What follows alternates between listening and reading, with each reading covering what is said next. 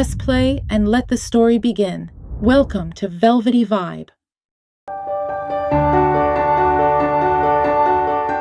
She wished she could stay in that car forever, listening to the music, lost in the dream. That night, for the first time, Shahaab ate the meal she had cooked. Alone, of course. Yalda was far too excited, too overwhelmed to bear the thought of sitting across from him while he ate. The next day, she wrote in her journal.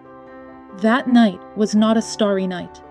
It was not a soft spring night, nor a quiet moonlit one. It wasn't even a pleasant autumn evening. It was just a night, a cold night. But he was there. He was the only love I had. Yes, love had come. Quietly, gently, it had come, to soothe Yalda's wounded heart, to bring it back to life, to make it beat again. It felt as though it was the very first time she had ever known love. Now she longed to feel it with all her being, to hold it, to live it. She was no longer a child, nor even a teenager. She was a young woman, full of life, who felt complete in love. Her heart was overflowing, and happiness poured out of her in ways she had never known. Life itself seemed to have started over. Every moment had meaning now. She wanted to shout it out to the whole world. I'm in love. But no, she was still afraid of her secret being discovered. Even when she talked with Farnaz and Nargis about the little things that happened, she pretended to be indifferent, as if Shahaab meant nothing to her. And yet the spark in her eyes, her restless excitement, the way she paid new attention to her clothes and makeup, the sudden smiles that lit up her face, the pink flush in her cheeks, her slimmer figure, everything betrayed her. Shahaab himself hadn't changed much. Sometimes he came home earlier. Sometimes he ate at home and thanked her. Occasionally he said a few words more than usual. But his gaze, the way his eyes lingered on hers, unmistakably betrayed something he couldn't quite hide. At night, Yalda would stay up late, poring over the photos from their engagement day. Every few hours, she'd take them out of her journal and stare at them again. She didn't dare pin them to the walls, didn't dare surround herself with his face everywhere she looked. I've never been able to look at him enough, she confessed to herself. Once, at Farnaz's house, she'd even watched their engagement video with her friends, but only that once. 2.5 months had passed since the engagement. Yalda was surprised to realize she no longer missed Mr Reza or her family home. Now, there was only Shahaab. He occupied her thoughts, her heart, her very breath. This love filled her with energy, made her believe the impossible was possible. But sometimes it also clipped her wings, left her silent and melancholy. That is the nature of love.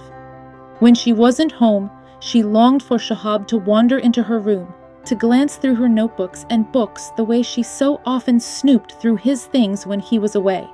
She even left little signs behind, tiny marks in her journals, her belongings, to check if he had been there.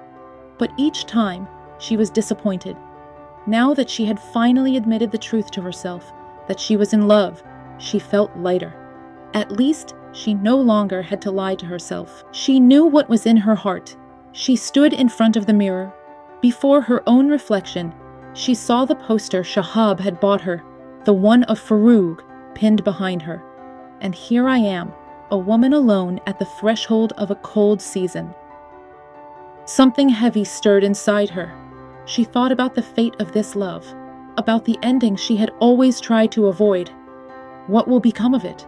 She asked herself. The eyes of Farouk, sad and steady, stared back at her. Yalda smiled faintly.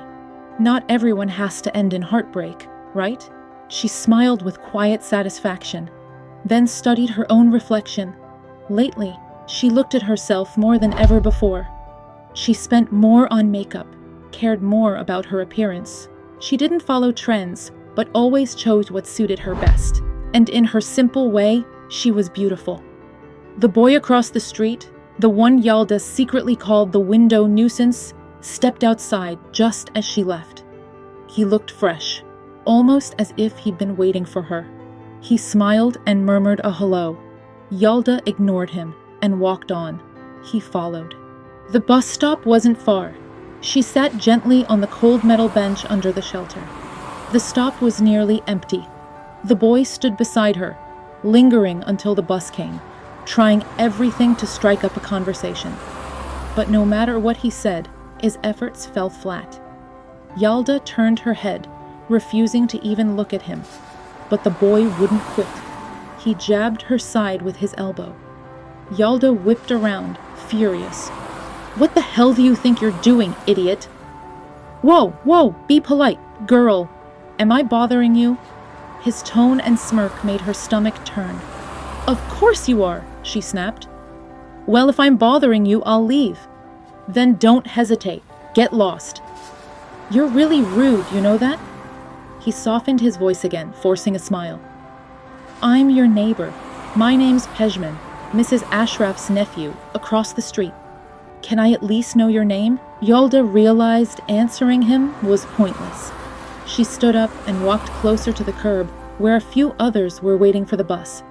But he followed her, standing right by her side. "I'm not from Tehran," he went on. "I just got into university here and moved in with my aunt. I don't mean to bother you. I really like you. I just wanted to get to know you better. Look, take my number and I'll leave.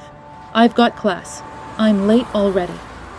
Yalda almost laughed at how persistent and clueless he was, but she kept her back to him. The boy moved in front of her, pulled out a folded paper he'd been hiding, and offered it quietly. "Please, just take it." Yalda was fed up. She stepped back a few paces, cheeks burning with embarrassment at the thought of others noticing him. Her brows tightened as she stood there, tense. Then a car horn blared. The car looked familiar. Oh God, it's Kambiz. She pretended not to notice and edged farther away from the boy. The bus was pulling in. Again, he shoved the paper at her. "Not until you take it," he insisted. But Yalda's eyes were fixed on the white car now parked just past the stop. Her heart pounded. She jumped onto the bus the instant the doors opened. The boy darted in after her. Out the window, Kambiz's car rolled alongside the bus. Near the university, Yalda got off, walking so fast she was almost running. The boy chased after her. Finally, with a quick move, he slipped the note into her coat pocket. "Dropped it in your pocket. Don't forget to call me. I'll be waiting." A loud horn blast turned every head. A car screeched to a stop, and Kambiz stepped out. From his dark, tense face, it was clear he'd seen everything. "Hello, Miss Yalda," Kambiz called sharply. "Is this guy bothering you?" The boy bristled, shouting even louder. "None of your damn business, pretty boy." And then it exploded. Buttons tearing, collars yanked, fists flying wildly. The people nearby just stood and stared, doing nothing. Yalda, though worried, didn't dare linger. Shaken, she hurried into her classroom. "What happened?" Farnaz and Nargis asked. "Nothing," Yalda sighed. "Some annoying fly buzzing around me since morning." And of course, Kambiz saw him. Now they're fighting outside. "Outside where?" Farnaz asked. "At the entrance." What was Kambiz even doing there? Nargis frowned. "The genius was following me. I think he figured out I had some creep on my back." "So who was it?" Farnaz asked. "Some pushy idiot. You know, the neighbor kid across the street. The one always staring from the window." "Oh, that one." Could this get any worse?" Yalda groaned. "Come on, it's not your fault," Nargis said. "It can happen to anyone." Yalda's voice dropped, worried. "I'm just afraid Kambiz is going to tell Shahaab now. So let him," Farnaz shrugged. "I don't want that. That boy lives right across from Shahaab. Do you get it? If Kambiz sees him again, he'll recognize him. And what if Shahaab gets involved?" "Aw, why do you care so much about Shahaab? So what if he does?" Farnaz keezed. "Forget it. Anyway, should we sneak out and see what's happening?" "No," Nargis said firmly. "The professor's about to come. You'll find out soon enough when you get home." The thought of going home lit something in Yalda. If only class would end sooner. Dr. Behzadi walked in, and the students all stood. Yalda, too.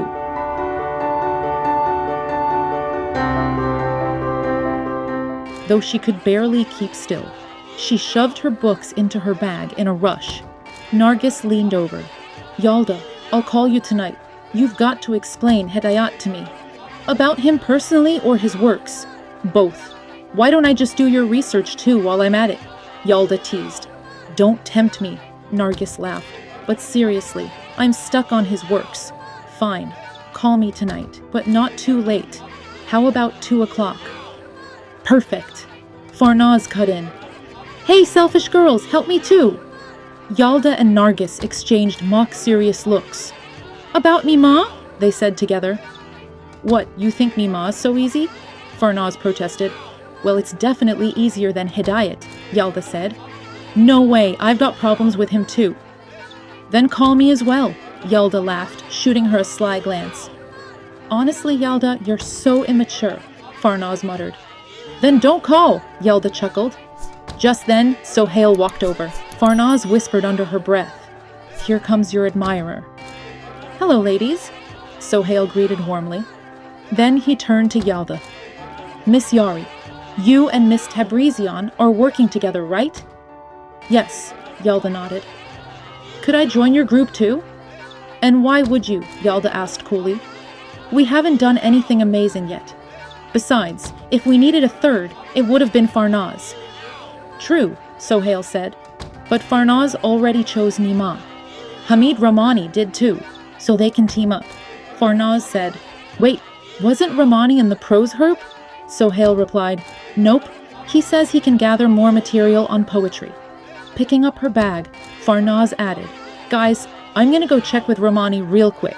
Be right back. Sohail leaned forward. So, can I work with you then? Yalda shook her head. Not without asking the professor first.